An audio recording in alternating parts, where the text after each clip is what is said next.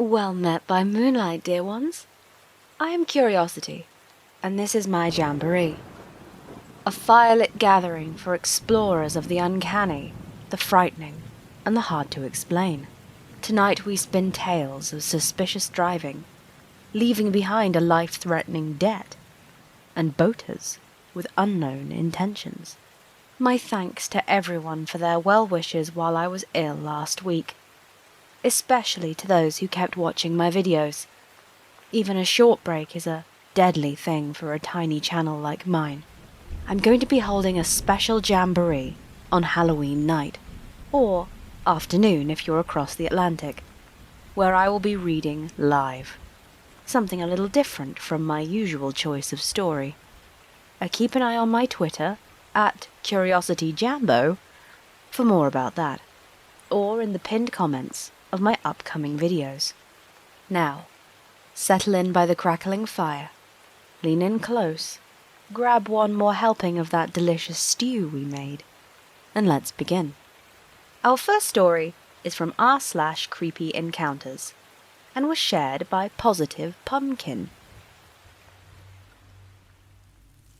Earlier this week I was walking my dogs at 11 p.m. Late, I know. I saw a deer across the road at the exit of my neighborhood and started walking towards it. I saw an SUV come down the road and stop to look at the deer on the side of the road.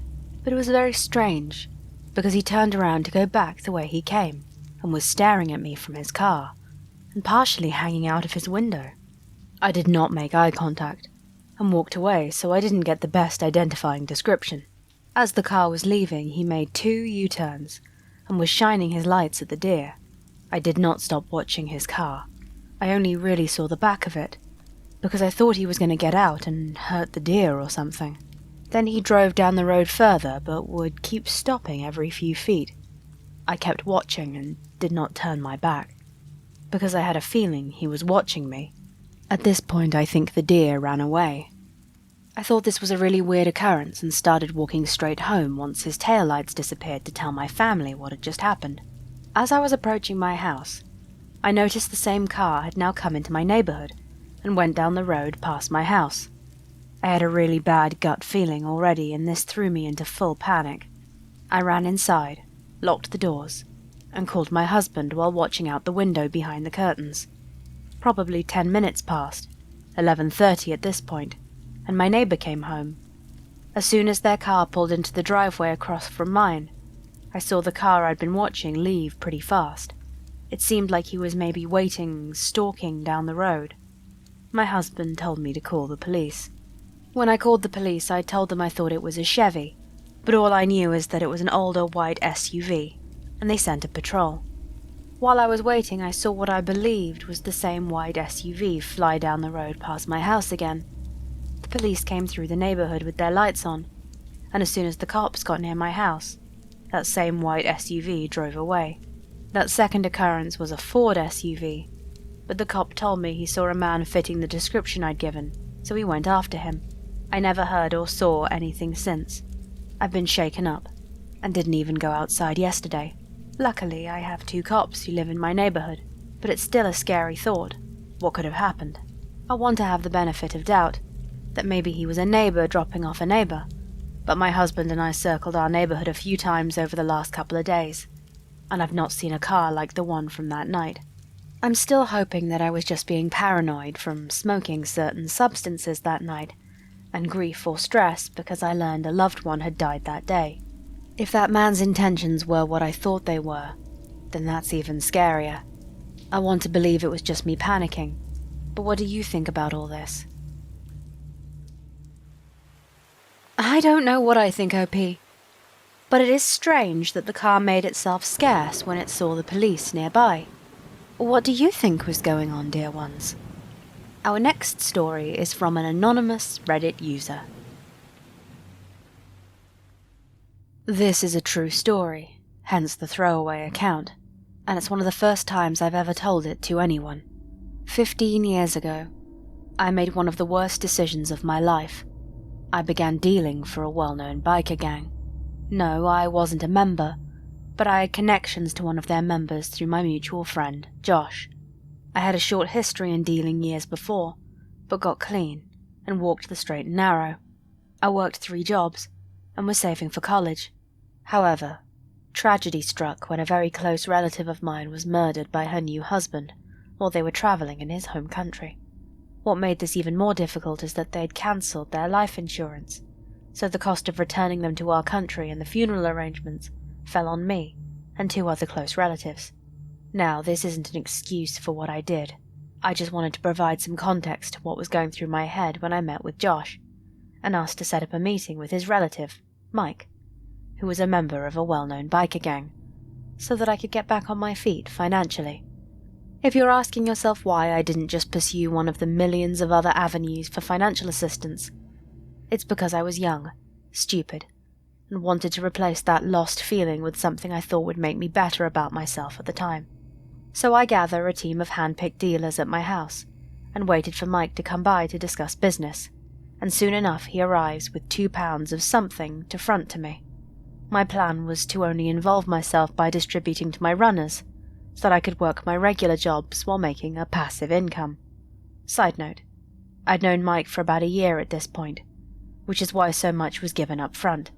The term front means to loan, and the term runner refers to a dealer who works for you. Things went well over the next year and a half. My team expanded, I was making a ton of money. I sold to my runners by the ounce, paid a discount per the pound, and was making hundreds in profit a week, and thousands a month.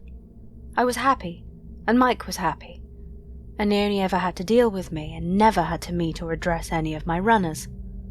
However, this is where the story takes a drastic turn for the worst, and why you should never trust a biker gang, especially when you're not working on the inside. I just hired a good friend of mine as a runner. She needed money, she was a single mother and wanted to sell it to her friends who came over and always needed product. This girl ended up selling through ounces faster than anyone else, so I trusted her with more product to sell at once, since I would have to come back 2 or 3 times a week. However, I was going on vacation for 3 weeks, and wanted to make sure that she had access to enough while I was away, so I left her with a lot more than I usually would. When I returned, I'd come to collect, and everyone but her was up to date on their payments, and after excuse, she came to me to inform me that her new scale was set to the wrong measurement system, and that she was out a good amount. I was upset, and nearly kicked her off the team, but I've known this girl for years, and it wasn't anything I couldn't recover on my own. However, she came to me when I was supposed to meet up with Mike to collect more product, and because this took a lot longer than I thought, I was late to meet him. Now, remember when I said that you should never trust a biker gang unless you operate on the inside? I met up with Mike to let him know what happened, apologized for being late, and informed him that the situation had been dealt with. But Mike was furious. He tells me that because I was late, he was late meeting his connect for the product, and since he was late, this connect would never deal with him again. He told me to meet him at Josh's house, and to bring who was responsible for making me late, and if I didn't bring them, then I'd be held accountable, because this connect had made him $5,000 a week in profit. Yes, you read that right. This man told me that him being late once dissolved a profitable relationship with a connect that earned him $5,000 a week. I already knew what this meant for my runner. We were good friends, and there's no way I was going to allow a single mother to go through what I knew was coming. So I showed up to Josh's house on my own, and waited for Mike. I sat on Josh's couch for what felt like hours by myself, and uncertain of the extent of what was going to happen. Then Mike walks in, greets Josh, talks with his partners a bit while completely ignoring me.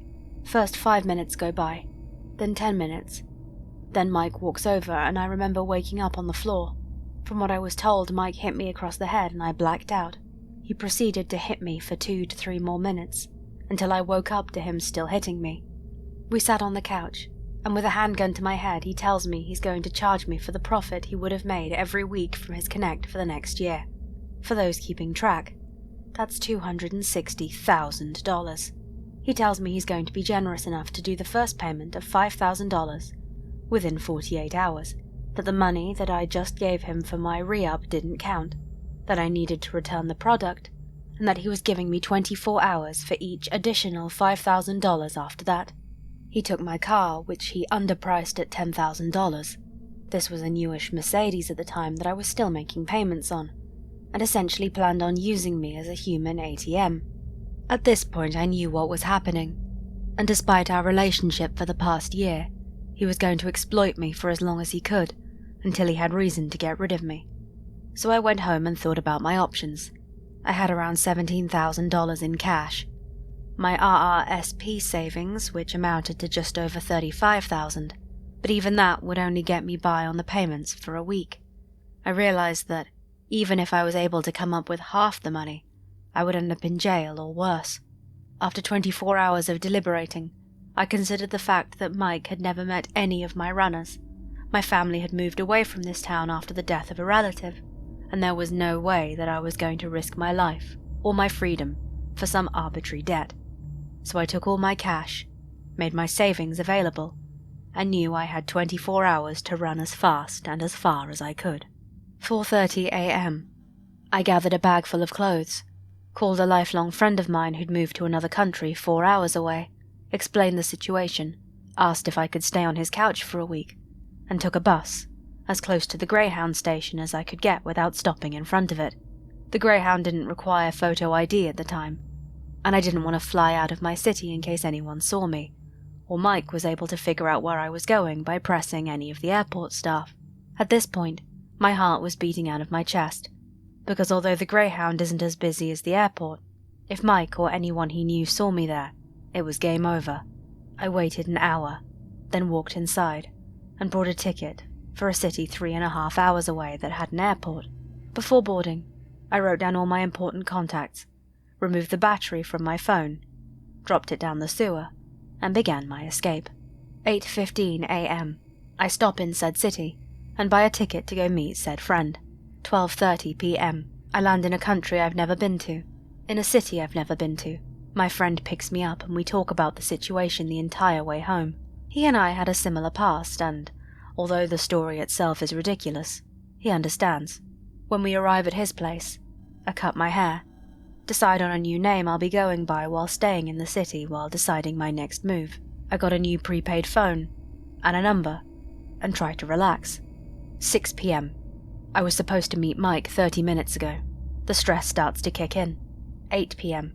We've been drinking and telling stories, and I remember that I hadn't deleted my Facebook.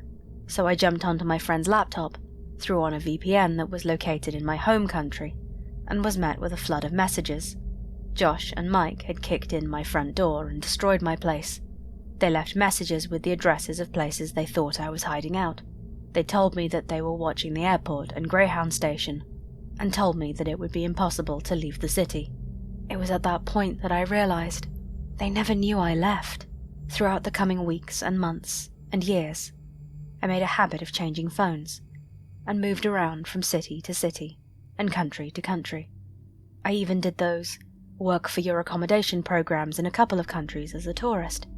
Every few weeks and months, I would get an email from a single friend back home who'd tell me that Josh or his girlfriend were telling people to assure me that it was okay to come back, and things had blown over. A couple of times I even tried reaching out to some other friends back home, only to find out that they were trying to cash in on the reward Mike had placed to anyone who could find out where I was. It eventually became easier to cut contact with anyone and everyone around me if I felt that I needed to move or felt that I couldn't trust them entirely. I could never go back to who I was or where I came from, physically or mentally. I later found out that Mike had a nasty habit of hiring dealers. Then, when he thought they'd made a good amount of money, he'd conjure up some dire situation in which they would need to pay him back a crazy amount. He would drain them for every dime they had until they couldn't pay anymore. After that, they'd usually end up in a ditch somewhere. One of his associates, who happened to be my next-door neighbor back home, was recently charged for first-degree murder, after taking a woman out to the woods and killing her. Although this did a number on my trust issues, I've made a lot of changes throughout my life since the event. I've changed my name, obviously. I'm much older now. I have an amazing corporate position in a company that changes lives. I speak to schools about the impact of poverty, and it's taught me to empathize with people in different positions than my own. I own a condo in a very beautiful city. I'm engaged, I took up learning a second language, I never take the second chance I've been given for granted. I've been clean for just over 15 years now. I've never told anyone in my new life about what's happened. I don't think they would believe me, even though I take full responsibility for my stupidity in my younger years.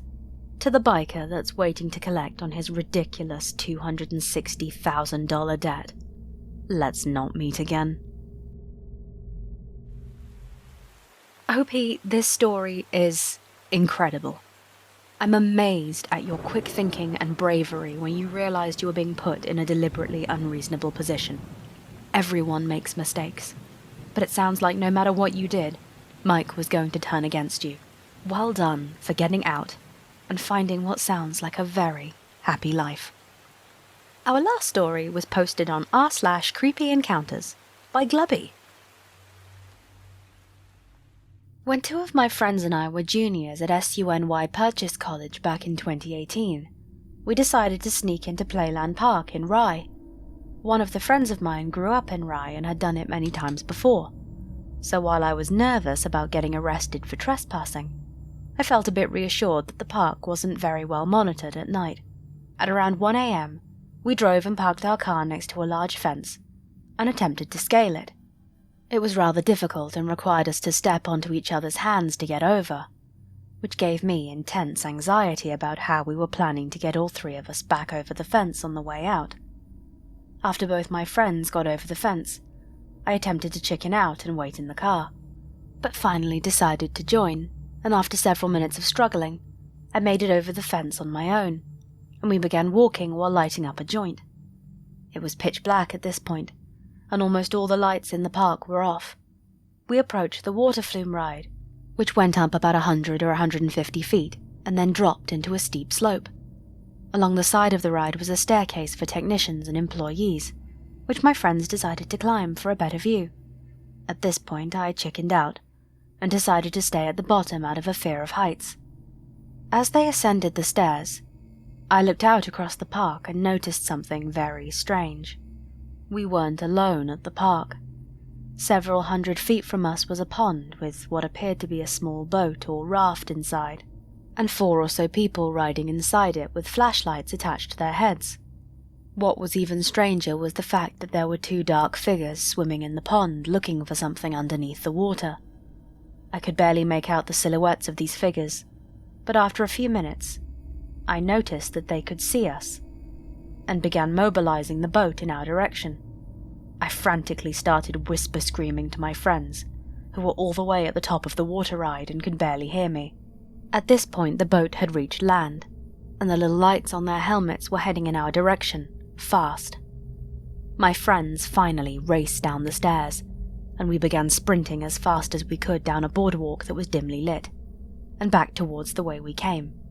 As we sprinted down the long straight boardwalk, I realized that we were completely visible, and started to accept the reality of being caught or arrested. We somehow rounded a corner, got back to the fence, and climbed over safely, hopping into our car and dipping immediately. I couldn't believe we didn't get caught, as the figures chasing us were no more than a few hundred feet away when they spotted us. Still, to this day, I wonder why the hell there were people swimming around a pond in an amusement park at 1:30 a.m. My friend had told me that kids had drowned in that pond before, making me wonder if they were searching for a body. I googled any article I could find to no avail. Me and my 2 friends are still totally puzzled by this experience, and can't think of a very logical explanation. Just thinking about it now gives me chills. The sun is rising, and the new day promises new delights. The jamboree is at an end once more. My thanks to everyone who sent in stories or gave me permission to narrate theirs. Remember, I upload new stories on Mondays and Fridays, so be sure to subscribe and click the bell icon so you don't miss out. If you have any thoughts about the stories I've narrated, why not leave them in the comments below? And don't forget, if you enjoyed your time by the fireside, to spend time with the like button, teaching it which berries are safe to eat. If you'd like a story of yours narrated, I have a submission form linked in the description, and I would love to learn more of your curious experiences and unexplained happenings. I will see you soon, dear ones. And until then, may your nights be dark and your dreams just a little curious.